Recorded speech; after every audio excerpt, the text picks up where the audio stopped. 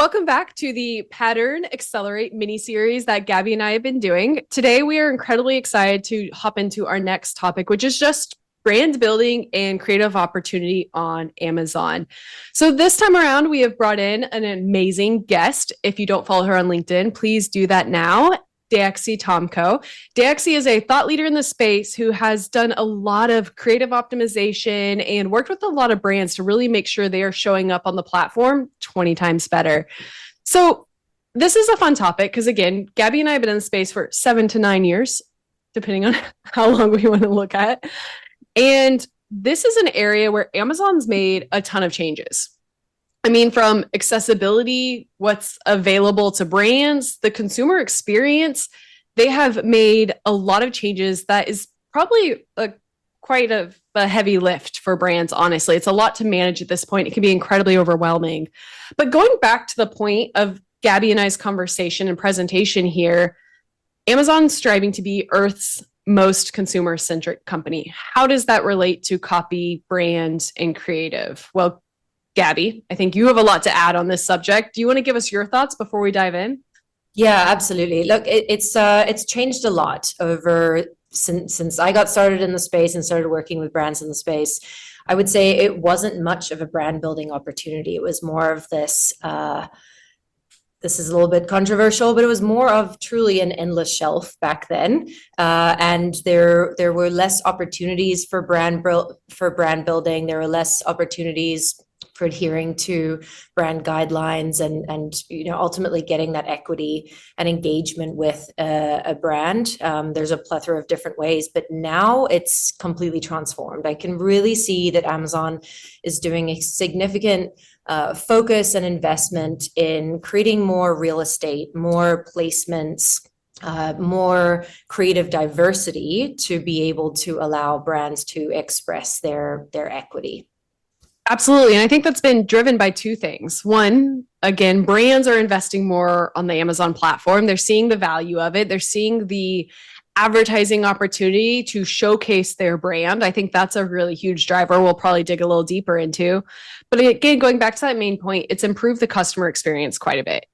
Customers are very loyal to certain brands. And when they went to Amazon and they saw a terrible main image, or they clicked on a listing and they weren't sure who exactly was selling the product, it was a poor experience for the customer as well. So we saw Amazon tighten up on what was allowed in the main image. But then we also saw Amazon do things, like you said, add additional inventory, additional real estate. We have more brand building opportunity with video, with main images, and also things like premium content has really came to play. Gabby, do you have anything else to add on that before we dive into Day's expertise? Yeah, so premium content or premium A+ page is a thorn in my side. I operate across a couple of different seller and vendor brands, and so I've been able to see this positioning change and the availability change. One thing is that it's free and available for all sellers. Sellers. Sellers. Very important. If you're on the vendor side, this might be something that you have to negotiate up to $1 million access for during your annual vendor negotiation. So really frustrating one. Brand store has changed a heck of a lot too. Brand carousel on the PDPs has changed. Amazon posts, one of my favorite placements. This will become a monetized thing, but there's so much more. Again, the real estate that's available, but the premium A+, great opportunity to jump into and take advantage of the creativity that you can have in all of those different modules. Hopefully you're on the seller side and get it for free. If you're on the vendor side, brush up your negotiation skills, friends. Absolutely. I think that as we go back to that customer experience, the things that are most impactful, in my opinion, as a customer, is the main image, right? You type in a search term and you have 100 products that are directly in front of your face.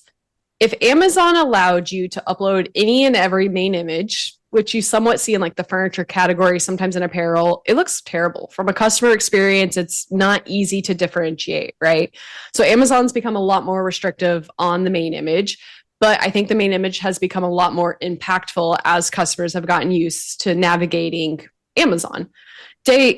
with your experience across multiple brands, multiple categories, things like that, what do you find as the most actionable, most effective way to optimize a main image?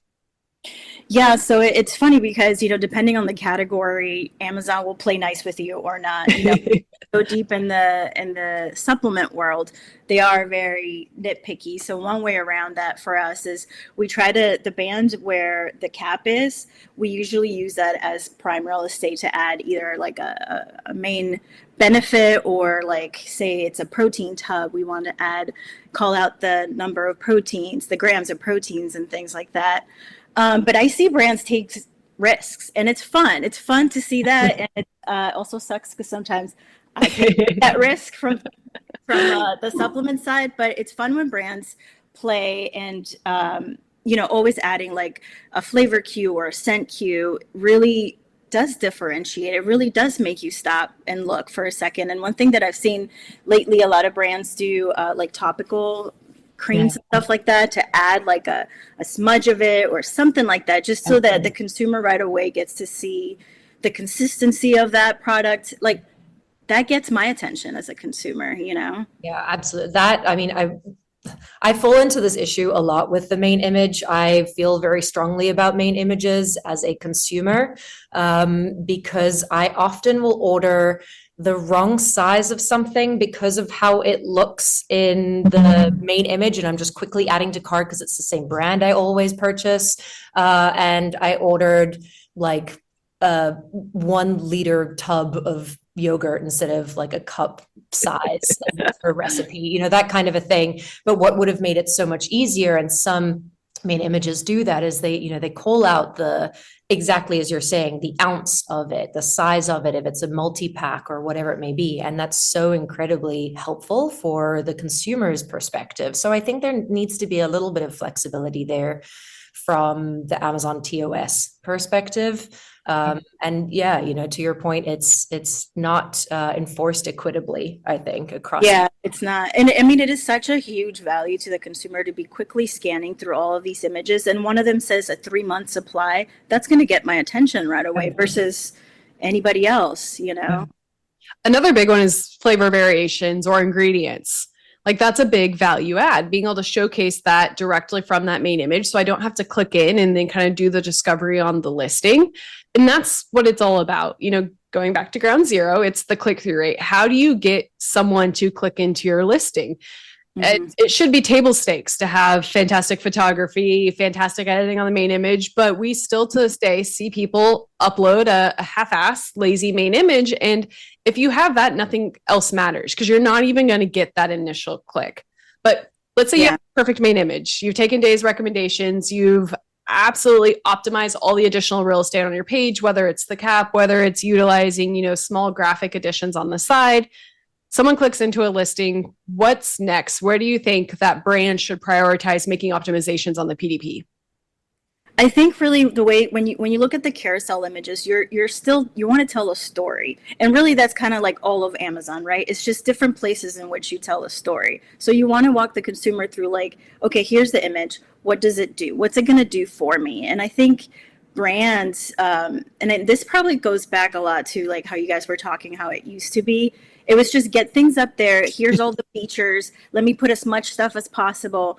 Nowadays, the consumer really wants to just, what's it going to do for me? That's what brands have to really answer. So help the consumer see themselves either using your product, taking your product, all of that stuff. You have to use a lot of lifestyle images, and don't crowd every image with content because we're not reading it. You know what I mean? Like if it's a baby product, I want to see a cute baby. I don't need to see 20 bullet points on like why this specific product is the best. Just give me the best 2, 3,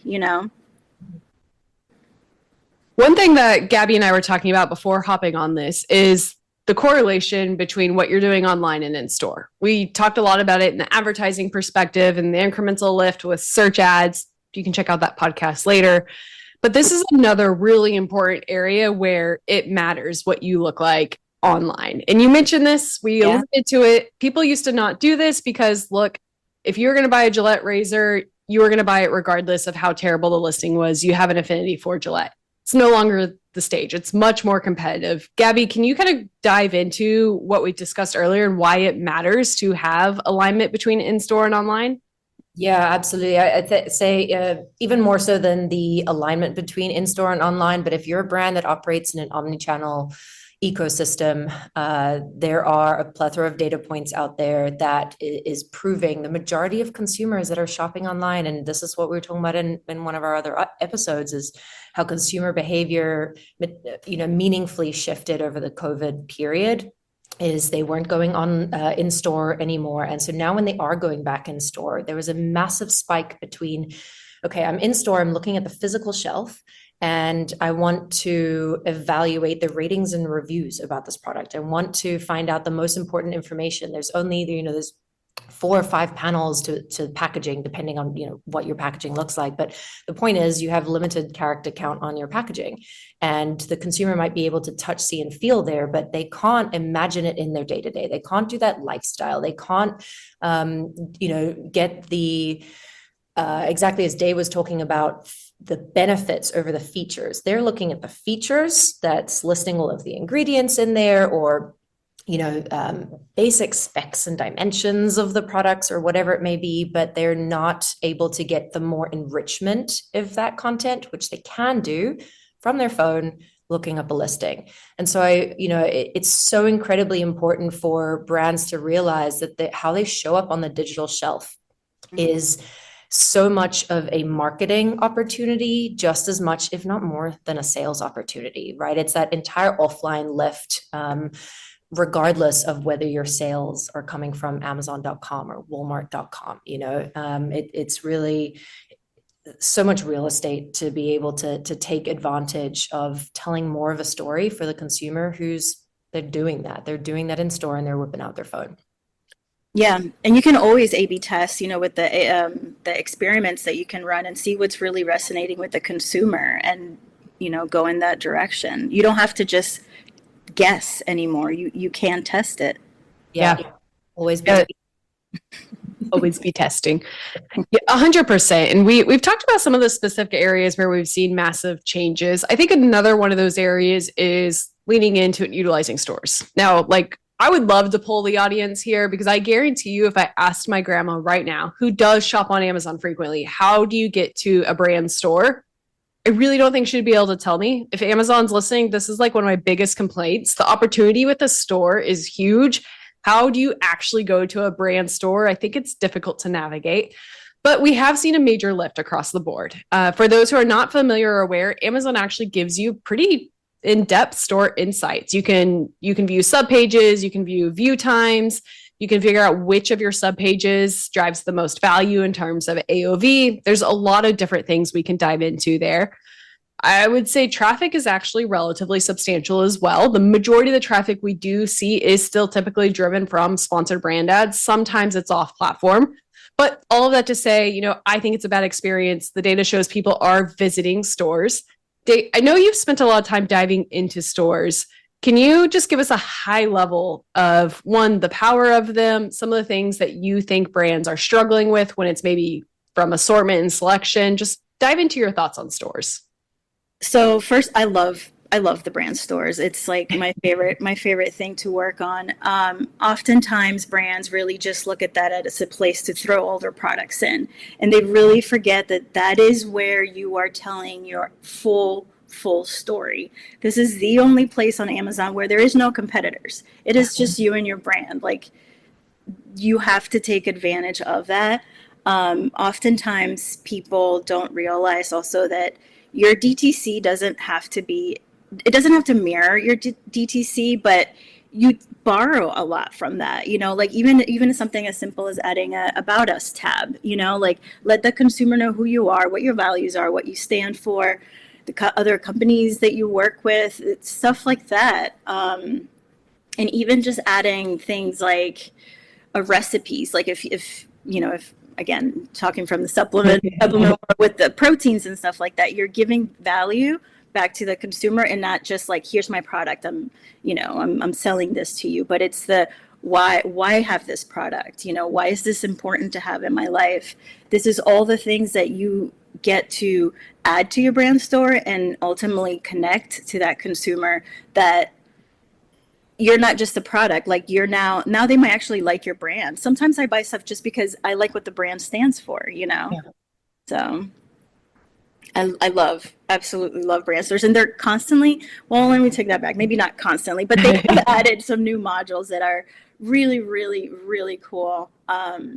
The two newest ones that I've seen was the branded recipes, which on the back end of it, it is not an intuitive thing to get up, but say that I, for example, put up a recipe for one of our proteins, and it was like a protein smoothie or something like that. Every ingredient, it makes it live so that you can add all of those ingredients to your cart, and Amazon Fresh will deliver all of these ingredients for you to make this recipe. Like, that's incredible. Yeah. And think about, like, you could then now have an opportunity to do like collaborations with other brands, like a milk brand, or, you know, chia seeds, or whatever it is that you're adding to this recipe. What was the other one that I really liked? I believe the other one that you really liked is the one that Gabby actually discovered live 3 years ago. It went viral on LinkedIn because it was one of the best features I've seen added to stores. And Gabby sent it to me, and we dove into it, did this whole research. Let's call a ton of people and figure it out. Gabby, do you want to talk a little bit more about what that was? I'm so excited for them to figure this one and get it right. They've scratched the surface with it, but it's the quizzes, right? Mm-hmm. It's the opportunity. There's so many ways that the quizzes can be infiltrated. Back in the day when we first discovered it, it was a third party that Amazon was partnering with. Pretty sure it's native on Amazon side now. They gathered some data, and they saw how it was being used and maybe built their own version. But it's a really powerful opportunity for the brands, because at that time we had a very large portfolio within a particular brand, and we were trying to figure out what's the best way that we can guide a consumer to making the right decision for them, because we've got multiple different variations here. And so the quiz could really allow for that. But then, you know, there's more simplified versions that you could use the quiz of, being able to, you know, just a handful of questions. And a day that you've been experimenting with this with some of your brands, just a handful of questions that, again, help you discover what product is right for you. But it's also an enrichment of data for the brand to understand how consumers are you literally directly engaging with them, and what are they looking for, and how are they answering things. And again, we spoke in another episode about the rich data and how you can use that to inform other things. So it's the quizzes, to be confirmed on how deep they will go, and what that back-end ecosystem will look like to be able to really get to an entire routine for skincare or wellness or whatever that might be. But Day, why don't you chat a little bit about your experience with the quizzes? Yeah, I'll add again that the back-end user experience could use a little bit more of an intuitive touch. Telling me that the world's most consumer-centric country or company isn't necessarily that for the back-end users. Yeah, I honestly though, like, me being obviously with a creative background, like I can work myself around. But if I'm a small seller, that would be really hard, I think, for me to try to navigate that system. So that's definitely like something to work on. But right now, buttons in Seller Central. There are so many buttons. When I tell you that the recipes one, you have to add each thing one at a time, like each ingredient. It was a lot. But anyways, for this new module, the quiz module is called Product Selector, and you can add up to 3 questions right now. And each question you can have up to 6 answers, I believe. But yeah, it's so cool. Like, I was working with this brand, and they have different scents, and we just the quiz was, which scent is right for you, or something like that. And the question was like, how are you feeling today? Are you feeling energetic or fresh? And then that would tie you to the ASIN, that is the citrus fragrance, or calm would tie you to lavender. And it was just such a fun experience. And ultimately, what that specific module is going to do is going to increase your dwell time on your store, and that means people are engaging with your brand more and learning more, and it's you want people to stay. You know what I mean? You want the consumer to stay, because at the end of the day, attention is going to equal dollars. So we want to keep their attention and keep them engaged. I love that you wrap that back to dwell time and just the engagement, because I know that's something that a lot of people struggle with. Is there's so much when it comes to Amazon. I mean, there's so much that can be optimized and worked on. And one, in my opinion, that's one of the biggest competitive advantages of what we do here, is like keeping people up to date on all of those things. But you have your main image optimization, you have the brand stories, you have your like everything that goes into a PDP. On the advertising side, we have headline search ads that have to have a custom image now. All of your sponsored display ads can be video and image assets. We have Amazon Post, which have a follow button and also drive to the store page. That's something that's being completely underutilized. Amazon dabbled with customer engagement emails, and that's something that I think they're still trying to figure out on their end. That's not even getting into things like DSP. Mm-hmm. So if you have a portfolio of one SKU, it's still an absolute pain in the ass to keep up with it all. How do you prioritize? This is for both of you. Like, maybe Gabby handles prioritization and then we pass off a conversation with Day. But like, how do you prioritize when there's this much going on? And also, in my opinion, again, that is every small brand's competitive advantage if they can figure out how to prioritize. The big brands are struggling to keep up with all of the changes. The small brands have a really good opportunity if they know how to prioritize. Gabby, what are your recommendations there? Yeah, look, hopefully you've got a great partner that can help you the execution side of it, or a great internal team that's trained there too. But look, it really depends on where your brand's baseline is. You know, there's so much that you can do, but there's a lot that is sufficient. And so if you've got it, you know, you don't need to boil the ocean, but maybe kind of build this checklist for yourself of, do you have a retail ready listing? And there's tons of resources online, or you can go through, you know, Amazon accreditation and whatnot and see what retail ready means. But, you know, just get to basic retail readiness and then build out your brand store. Have that part there too, because then that allows you to run a lot more different ad types, you know, if you're not getting to that point first. Posts is a great one, but posts, you don't need to worry about a timeline like Instagram necessarily. You don't have to worry about the time that you're posting it and the frequency. That was a favorite one for me, of when we had spare time every couple of weeks, we would repurpose some social posts and like dump them out and then look back the next month and see how they're performing. And the amount of follows we were able to get from that, but that was over 50,000 followers in a short period of time. I want to say it was under 12 months. The easiest lift ever. Really. And then customer engagement at the time allowed you to email those followers, which is a really cool touch point as well. And that's something small, like you said, maybe not needed, but very advantageous for a brand in a competitive space. So easy to do, honestly, and you know, just block out 2 hours on the Friday afternoon once a month or whatever, and repurpose your social posts or B+ images or whatever it may be. You know, lifestyle works great there, but there's a lot more freedom there, and that's absolutely why not? It's a free placement at this point. But getting the presence up there in all of these places first and foremost, and then getting to this place of optimization.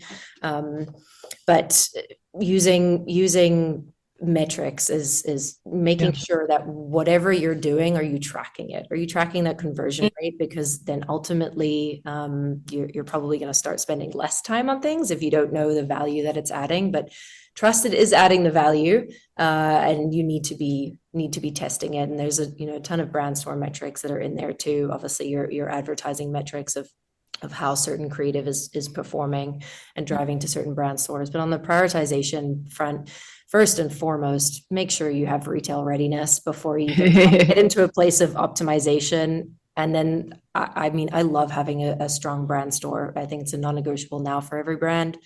And then I forget the name of the brand carousel that is on the product detail page, but that little strip in itself that allows you to tell the brand story. Is that Yeah. Oh, the brand story. That's fairly new. Yeah. Yeah, so the brand and you- story is another new one. Like that's another great one that you can just kind of Yeah. build out for your brand and deploy it across all of your items. Really, for the time spent and the value added, that's Yeah. another one, you know. Dan, Yeah. correct me if I'm wrong. That's one that's actually pulling from other resources. Like you have to hit. Are you familiar with the actual? I don't think you build it, right? I have brand story. Yeah, it's interesting. I don't think that's how it started. I'd be very curious to dive into that. It used to be pulling from certain aspects of your store page, or If you're a listener and you know the story behind the brand story, we would love Yes. you to help us out. Yeah, here. I've only been introduced to it from what it is now, which Yeah. is very modular experience, just like the rest of the enhanced pages or the brand store. that makes sense. And I think that actually leads us to the next conversation, in my opinion, which is AI. So another difficulty with all of this is Amazon has different brand guidelines, different specs for every single conversation we've had here. And today's initial point, the value of optimizing Amazon is optimizing for the point in which the customer is interacting. Whether that's your main image and the high purchase intent, whether that's your store page and more discoverability, that can be really difficult because it allows you to get really customized on what you're showing a customer at any point in that journey. But it means you can't just take an image and replicate it across every single one of these modules. Like that's a poor experience. So Day, I know you've been doing a lot of work in this area with leaning into AI to make tweaks to the same image, but also for just, again, spec optimization so you can utilize different images across the board. Do you want to talk a little bit about that? So one of my favorite AI little thing to do is Rufus. I love Rufus. How brands are starting to use it. It's literally, the way the Rufus works, he cute little doggy, he's is it a dog? Is it a he? Yes.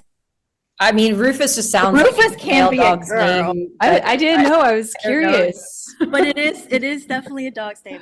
That's the backstory. It was somebody from Amazon back in the day. It was their dog name was Rufus. Nice. But they're polling the consumer. They're looking at all the reviews. So when you go and you look at what Rufus is saying, those first few questions that populate, that's what the consumer is asking. That already is telling you what you should be talking to the consumer about. So, for example, I worked with a baby brand, and one of the questions was, will the baby scratch their face? And it was like a onesie that covered the hands. Well, immediately that wasn't part of their carousel images. That's something that we want to talk about. Our onesies prevent your baby from scratching their face. We wouldn't have known that had not been for that question being up there, So really leaning into those things that are in the platform is so advantageous and directs what you should be talking to your consumer about. And again, that's not telling them features. It's that benefit driven, like, this is why you should buy this because it's going to help you with your, your engage with the feedback that you're getting from the multiple sources. It's not just the reviews anymore. It is those questions that are being asked. What about AI solutions for the creative production side of things? Is there anything fun that you've been testing, playing around with? I mean, the ChatGPT, the image creator, that has been so much fun to see everybody like crashing the different, pretty much. Yes. All the different use cases for that. Midjourney is really great for like environments and stuff like that. I will say that none of them are yet to nail down what the actual product looks like, but I use it a lot to like I'll to get what is the word that I'm not a draft, but like a wireframe or story, like a wireframe. Yeah, just to I get my thoughts into ChatGPT of like, this is what I'm looking for, and it'll lay out like a very rough, draft of what this should look like. And right up off the bat, I'm like, oh my God, that's great. So like I can add upon that. So it's having this extra brain power that can help me ideate something, and then I can, then go ahead and produce it. It's been incredible. So I use it a lot for that, but I also use it for small things. Like if I need an image created of, like, just recently I used I asked it to outline different competitor products because I was doing a competitor image. I don't want to show the actual competitor, but I want to show the outline, and consumers can tell what it is. Built it in like two seconds, and it was great. Otherwise, before I would have to like go search and outline it and like do it all myself. The time that it saves is absolutely incredible. And sorry. No, I was going to say that's just like on the image creation, and like on the side of like image editing is absolutely incredible. Yeah. One thing I was thinking about, that first example that you gave there of just to get the wireframe, I could see that actually being a really great practice for sellers and smaller brands and leaner teams to help work with their creative designers or their agency of that initial creative brief or that initial mock-up. I think that you and I have spoken about this in the past from a creative perspective of you trying to unjumble the yarn of a non-creative person of like, tell me what you want. And that could be probably a really great way to work with brands and have brands work with their creators to mock up something with words just to get something started and say like, here's what I prompted, here's what sort of it spat out, and like now I've got something to give initial feedback on instead of starting from complete scratch. And just thinking about some really lean teams that I've operated with before. I love the startup mentality. Everyone's wearing every hat. That could be a really great actionable way that smaller sellers and brands could start and to get the most out of in the most efficient way with their creators, either in-house or an agency.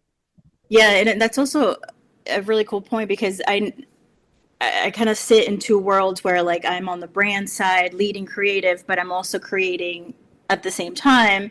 On the brand side, I write all of my briefs with AI, and the creative team loves getting briefs from me because A, I do speak that language, but B, like it's so much more informed, and to have a prompt that anyone can really have to say, hey, I'm briefing a creative department. This is my product. This is what I need. Can, help me with what other things I can add to it. It'll spit that out for you. And you can create a template. You can create something that a designer or an agency can take and actually do that. What did you call it? Scrambling? Untangle the yarn in my brain. Untangle the yarn. Like you can do that on the brief, where oftentimes a brief causes a lot of confusion for designers. That's a huge win with the AI as well. I would also like to throw out Creative Studio AI. That's something that I know you've worked a lot with. And for all of my native Amazon brands listening, let's say you don't quite understand how to use ChatGPT or Midjourney, or you haven't dabbled too much. Amazon's created their own solution.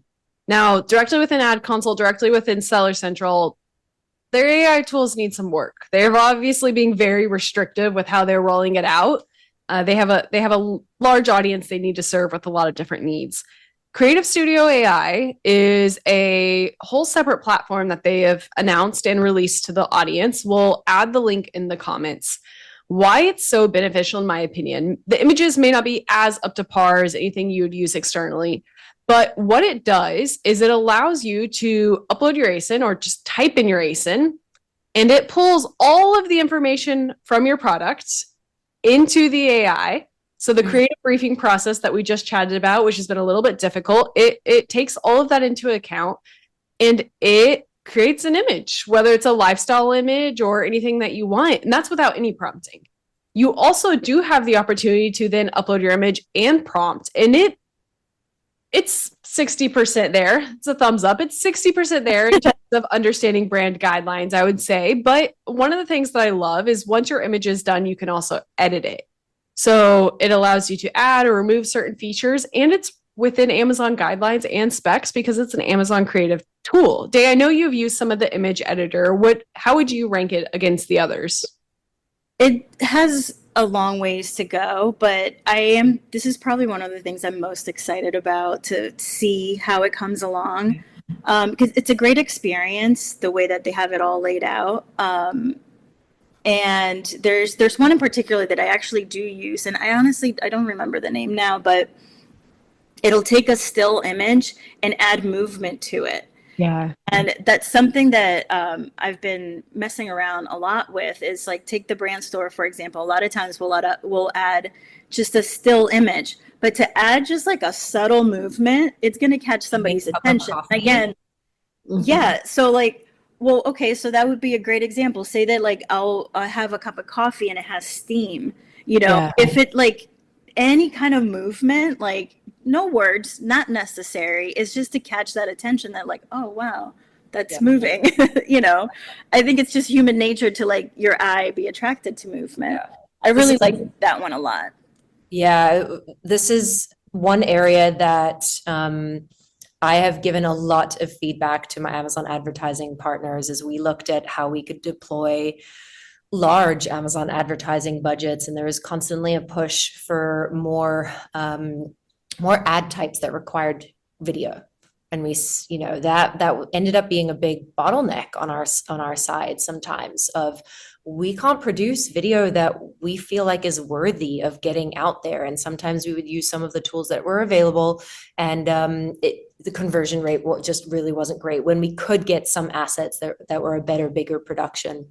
That then they would perform significantly better. But that is often a big barrier to a lot of brands and sellers, both on the image and then, ultimately at some point they'll get over to the video side, of being able to create those types of assets, especially if you want to be in this realm of always be testing. You want to be able to create it with speed. Is that Luna or LJ? Because for those of you that are listening, you're missing out. There's a great cat. Luna has joined the podcast, but I am in tune with all of your Amazon advertising recommendations. All I want is for that perfect moment where it just goes like this, and would love the little mustache. They took a lot of this great feedback for sure, and developing out this the AI creative studio, and as they're going to continue to build this out, this isn't one of those things that they're building out and is going to go away. It's only going to get better. Jump on it whilst it's available now. Start to learn it. Start to take advantage of it. But it's only going to improve. I'm so excited for the next generation of it as well. Yeah, and it's something that's changing so often. You really need somebody in your team that's like dedicated to staying on top of these things, because the moment that something comes available, like, you want to test it out, you want to use it, and that's how you're going to stay more relevant, Yeah. It's going to be a huge unlock. And like, kind of summarizing this whole conversation we're having, Amazon creative and brand building has changed incredibly fast, driven by consumer needs, also brand changes, things like that. Amazon's realized that change and opened up a ton of opportunity across the board. And that opportunity has been incredibly overwhelming for a lot of people. You can't do it all, or else you spread yourself too thin. What do you focus on? What do you prioritize? And now we have something fun like AI, where just 12 months ago, it couldn't produce fingers. And now we're at a point where it is absolutely incredible in less than 12 months. So I think it's leveling the playing field for the people who know where to lean into. And I think, to Gabby's point, everything is going to come down to prioritization. We now have the resources and the operational capabilities to compete with people who have always had a budget advantage, whether it's from the teams they're hiring or how they are deploying it with ad spend. It's leveling the playing field, which makes things really exciting if you know where to focus your time. Yeah. And I think because of all of these additions of AI, like you mentioned before, it's scraping the PDP.